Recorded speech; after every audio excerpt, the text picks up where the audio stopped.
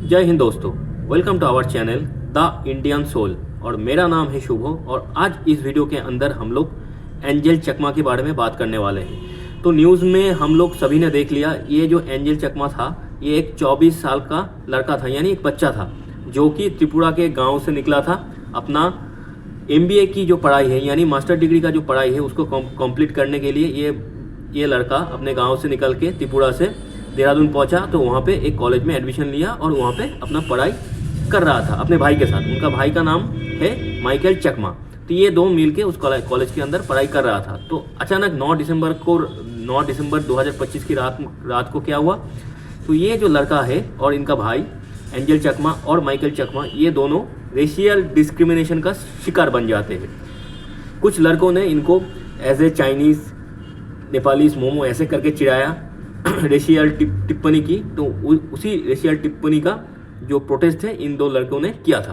तो इसके वजह से क्या हुआ, वो जो ग्रुप का जो झुंड था 4-5 लोगों का, उन्होंने इस एंजल चकमा को छुरी से मारा। इसके वजह से वो चोटिल हो गया और अंत में 26 दिसंबर 2025 को एंजल चकमा की हॉस्पिटल के अंदर डेथ हो गई। तो ये एक इंसिडेंट हुआ। तो इस इंसिडेंट को लेके हम तो बात तो करेंगे, ये जो दुखद घटना घटित हुआ तो इसको लेकर तो हम बात करेंगे, लेकिन हमें पहले ये जानना है हम इंडियंस कैसे अपने पैरों में कुल्हाड़ी मार रहे हैं।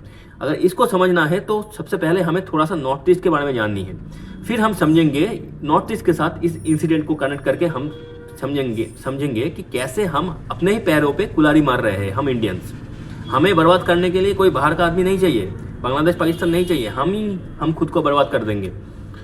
और इलीगल माइग्रेंट भी नहीं चाहिए, हम जो यहाँ पे रहते हैं हमको बर्बाद कर देंगे। तो कैसे, इसके बारे में हमें थोड़ा सा जानने के लिए हमें पहले थोड़ा सा नॉर्थ ईस्ट के बारे में जानना पड़ेगा।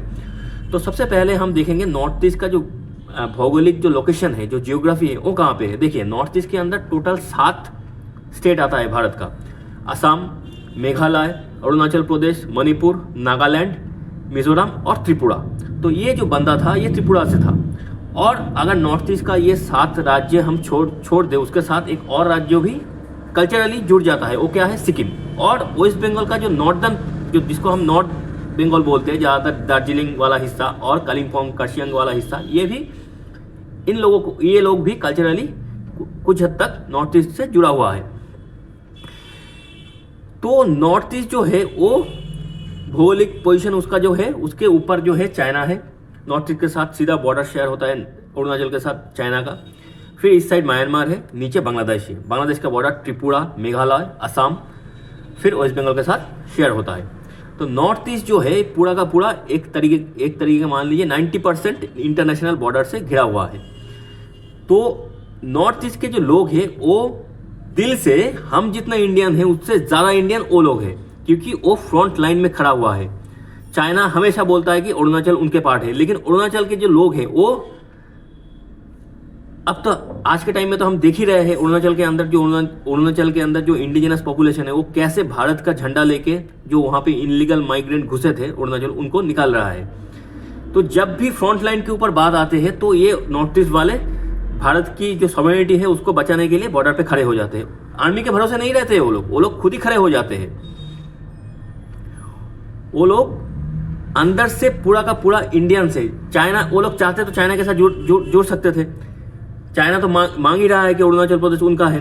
और 2014 से पहले नॉर्थ ईस्ट को तो हमने कुछ नहीं दिया, ना वहाँ पे डेवलपमेंट हुआ, ना कुछ इंफ्रास्ट्रक्चर बना, ना कुछ एजुकेशन का जो एडवांसमेंट है ना हुआ। ये सारे कुछ हुआ 2014 के बाद, जब गवर्नमेंट के अंदर, मतलब सेंट्रल गवर्नमेंट के अंदर एनडीए यानी बीजेपी लेड एनडीए गवर्नमेंट आया। उसके बाद से ये नॉर्थ ईस्ट के अंदर डेवलपमेंट शुरू हुआ। असम के अंदर, गुवाहाटी के अंदर डेवलपमेंट शुरू हुआ, वहाँ पे भी बीजेपी गवर्नमेंट चल रहा है अभी, हेमंत बिश्व शर्मा के अंदर। फिर पूरा नॉर्थ ईस्ट के अंदर एनडीए गवर्नमेंट, ज़्यादातर जगह पे एनडीए गवर्नमेंट है, तो वहाँ पे नॉर्थ ईस्ट के अंदर डेवलपमेंट का काम 2014 के बाद से चालू हुआ। सब कुछ ठीक है, लेकिन जो ठीक नहीं है, जो चीज़ हमें फ्री में मिला है वो क्या मिला है भारत को। नॉर्थ ईस्ट के जो लोग हैं ना, उनके लिए हम कुछ नहीं किए, लेकिन फिर भी उनका जो अंदर से जो प्यार है भारत के लिए वो ऑटोमेटिक है। उनके लिए उस प्यार को, उस विश्वास को रखने के लिए हम लोगों ने कुछ नहीं किया, लेकिन फिर भी नॉर्थ ईस्ट के लोग दिल से इंडियन है और भारत के झंडे के लिए कुछ भी कर सकते हैं, वो हम हमेशा उसका सबूत हमें मिल जाता है। ये जो बांग्लादेश के अंदर जो दिक्कत हो रहा है, हिंदू लोगों को मारा जा रहा है, पूरा का पूरा पॉलिटिकल इंस्टेबिलिटी है, तो इसके खिलाफ ज़्यादातर बात कौन कर रहा था? त्रिपुरा स्टेट कर रहा था, वहाँ पे अरुणाचल बात कर रहा है, फिर मेघालय में बात हो रहा है, हमसे ज़्यादा वो लोग कर रहे हैं। लेकिन हम कभी भी उनका ये जो फ्री में हमें उनका जो प्यार, उनका जो मोहब्बत हमें मिलता है, इसका कभी कदर नहीं किया। आज भी, आज के टाइम में इतना डेवलपमेंट सेंट्रल गवर्नमेंट कोशिश कर रहा है कि नॉर्थ ईस्ट के अंदर डेवलपमेंट हो। आज के टाइम में रेल पहुंच चुका है मिजोरम तक, वहाँ पे लोगों के लिए इंफ्रास्ट्रक्चर की डेवलपमेंट हो रहा है, सब कुछ हो रहा है। लेकिन हम जो आम इंडियंस है, ये अभी भी नॉर्थ ईस्ट का जो वैल्यू है उसको समझ नहीं पाए। जो हम बड़े बड़े शहर में रहते हैं भारत के अंदर, दिल्ली, मुंबई, कोलकाता, लखनऊ, ये जो शहर में हम लोग बड़े बड़े शहर में रहते हैं, तो ये लोग अभी भी नॉर्थ ईस्ट का जो वैल्यू है भारत के लिए, इसको सही तरीके से समझ नहीं पाए। अगर भारत को दुनिया में कोई अलग से दिखा सकता है, वो नॉर्थ ईस्ट ही है, नॉर्थ ईस्ट के लोग ही है।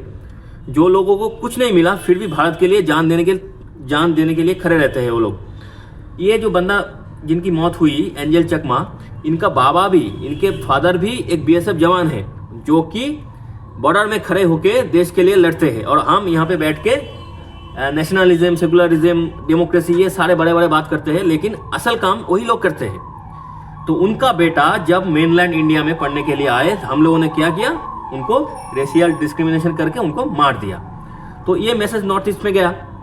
तो नॉर्थ ईस्ट के दिलों में ये हम ऐसे इंसिडेंट ये पहली बार हुआ है ऐसा नहीं है, ये पहले भी बहुत बार हुआ है।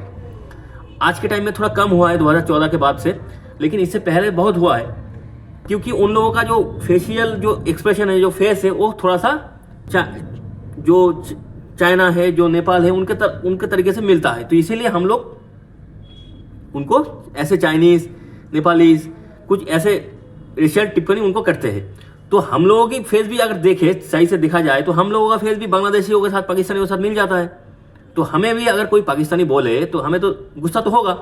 तो अगर ऐसे ही उनको अगर कोई चाइनीज बोले तो उनको तो गुस्सा आएगा ही। और वो दिल से चाइना को बहुत ज़्यादा हेट करते हैं। पूरा का पूरा उनका वफादारी, उनका प्यार, उनका सारे कुछ भारत के लिए है। और ये भारत को फ्री में मिला है। कश्मीर के लिए हम कितना कुछ किए, फिर भी वहाँ के लोग वंदे मातरम नहीं बोलते हैं। साउथ में, तमिलनाडु में लैंग्वेज के लेकर दिक्कत है, इतना कुछ हुआ, उनको उन सारे स्टेटों को कितना फैसिलिटी मिलता है, फिर भी नहीं बोलते। लेकिन नॉर्थ ईस्ट को 2014 से पहले कोई भी फैसिलिटी नहीं मिला था, फिर भी वो लोग भारत के लिए थे। जब चाइना ने अटैक किए थे तो चाइना के खिलाफ वही लोग लड़े थे। अभी आज के टाइम में भी म्यांमार के बॉर्डर में लड़ रहे हैं वो लोग, त्रिपुरा के बॉर्डर में बांग्लादेश के खिलाफ आवाज़ उठा रहे हैं वो लोग। लेकिन फिर भी हम लोग नॉर्थ ईस्ट का जो वैल्यू है, उसका वैल्यूएशन, उसके लोगों का जो वैल्यू है वो हम दे नहीं पाए। आज के टाइम में भी गवर्नमेंट तो कोशिश कर रहा है, वहाँ पे रोड इंफ्रास्ट्रक्चर, इंडस्ट्री, टूरिज्म, ये सारे चीज़ के ऊपर काम चल रहा है। रेल भी पहुँच चुका है, डायरेक्ट रेल असम से, कोलकाता से, दिल्ली से सीधा मिजोरम तक। वो बात तो सही है, लेकिन लोगों को, भारत के मेनलैंड के जो आम लोग हैं, उनको समझना पड़ेगा कि नॉर्थ ईस्ट के लोग हमसे ज़्यादा इंडियन हैं, क्योंकि वो लोग फ्रंट लाइन में खड़े होकर हमेशा लड़ते हैं। कुछ नहीं मिला उनको पूरे इतने सालों में से, जब से भारत को आज़ादी मिला, सबसे पिछड़ा हुआ सेक्शन था वो, कुछ नहीं मिला उनको, फिर भी वो हमारे लिए थे। ये चीज़ भारत को समझना पड़ेगा। भारत की बाकी जो जगह पे और जो स्टेट है नॉर्थ ईस्ट छोड़ के, वहाँ पे जो लोग रहते हैं, उनको समझना पड़ेगा कि अगर जैसे कि हमें कोई पाकिस्तानी बोल दे, कोई बांग्लादेशी बोल दे, तो गुस्सा तो चलेगा ही। तो ऐसे ही उनको अगर कोई चाइनीज़ बोलता है तो उसको गुस्सा आता है उनको। ये चीज़ लोगों को समझना पड़ेगा। तो अब ये जो इंसिडेंट हुआ, इसके बाद ऐसे इंसिडेंट्स ना पूरा देश की माहौल को ख़राब कर देते हैं। लोगों के ऊपर विश्वास उठ जाता है। वो लोग फिर कोई बंदा अगर वहाँ से बाहर पढ़ने आएंगे नॉर्थ ईस्ट से, तो 2 बार सोचेगा। जब हम वहाँ पे जाएंगे किसी काम के लिए, घूमने के लिए, तो हम उनसे बात आंखें हाथ मिलाने से डरेंगे कि ये चीज़ लोगों को समझना पड़ेगा।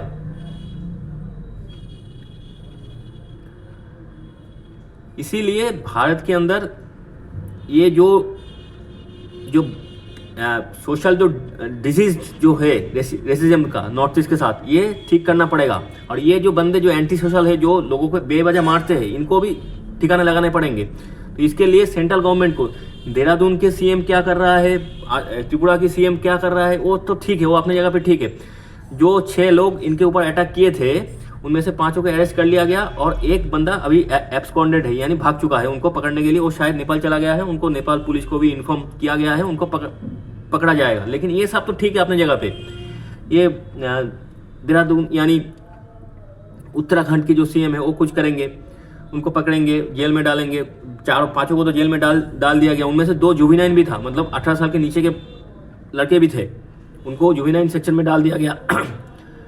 जुवेनाइन जेल में डाल दिया गया, बाकी को अरेस्ट करके जेल में डाला गया, एक को ढूंढ रहा है पुलिस।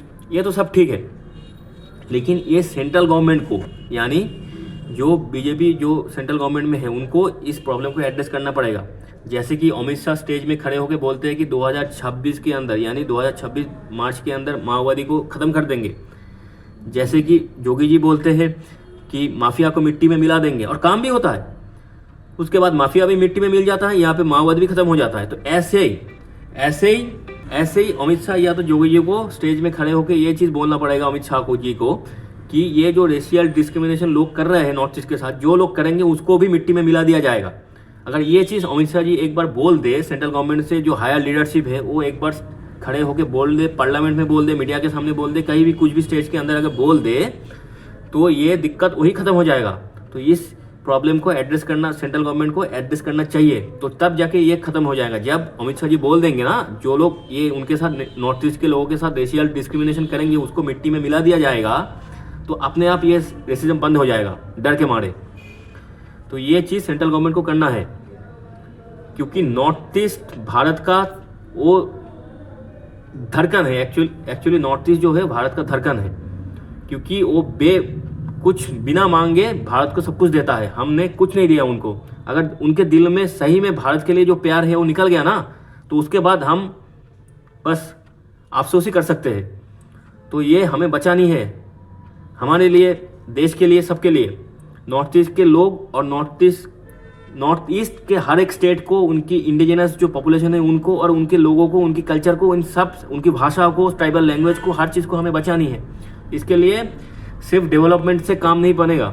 सेंट्रल गवर्नमेंट डेवलपमेंट तो कर रहा है नॉर्थ ईस्ट के अंदर, उससे सिर्फ काम खत्म नहीं होगा। ये जो एंटी सोशल एलिमेंट बाकी जो मेनलैंड इंडिया में है उनको भी ठीक करना पड़ेगा। उसके लिए अमित शाह जी को एक बार अगर वो खड़े होकर बोल दे कि जो लोग ये रेसिज्म कर रहा है उनको मिट्टी में मिला दिया जाएंगे, तो वहीं पे काम खत्म हो जाएगा। किसी का हिम्मत नहीं होगा ये सब करने को। तो जो भी है, तो मेरा सोच तो यही बोलता है कि सेंट्रल गवर्नमेंट को डायरेक्टली इस प्रॉब्लम को एड्रेस करना चाहिए। बाकी गवर्नमेंट तो एक्शन ले ही रहा है। उत्तराखंड की गवर्नमेंट इसके खिलाफ एक्शन ले रहा है। त्रिपुरा की सीएम भी कोशिश कर रहा है कि जल्दी से जल्दी सारे उनकी फैमिली को हेल्प किया जाए। ये सारी चीज़ हो रहा है, लेकिन मेरा मानना ये है कि सेंट्रल गवर्नमेंट यानी हमारे होम मिनिस्टर जी अमित शाह की, उनके लेवल के जो लीडर्स है, हायर लीडर्स जो है, उनको डायरेक्ट एड्रेस करना चाहिए इस प्रॉब्लम को। क्योंकि नॉर्थ ईस्ट के लोग जो है वो हमसे ज़्यादा इंडियन है, उनको हमें सिक्योर करके रखना पड़ेगा, उनको देखभाल करना पड़ेगा हमें। तो इस टॉपिक के ऊपर आगे जो भी न्यूज़ आएंगे उसके ऊपर भी हम बात करेंगे। तो ये वीडियो यहाँ पे ख़त्म होता है। एंजल चकमा के लिए तो हम तो कुछ नहीं कर पाए, हम क्या, पूरा इंडिया कुछ नहीं कर पाया। बेचारा पढ़ने आया था, उनको मौत मिला। तो आगे जाके किसी भी एंजल चकमा, किसी भी नॉर्थ ईस्ट के बंदे के साथ अगर ये चीज़ नहीं होना चाहिए, इसके ऊपर हम लोग ध्यान रखेंगे। और जो लोग ऐसे धारणाएं दिल में रखते हैं कि नॉर्थ ईस्ट के लोग को हम कुछ भी बोल के चिढ़ा सकते हैं, वो अपना दिमाग, अपने धारणाएं ठीक कर ले, वरना आगे जाके भारत को दिक्कत होने वाला है, देश को दिक्कत आने वाला है। तो आज के लिए चलते हैं। थैंक यू, गुड बाय, जय हिंद।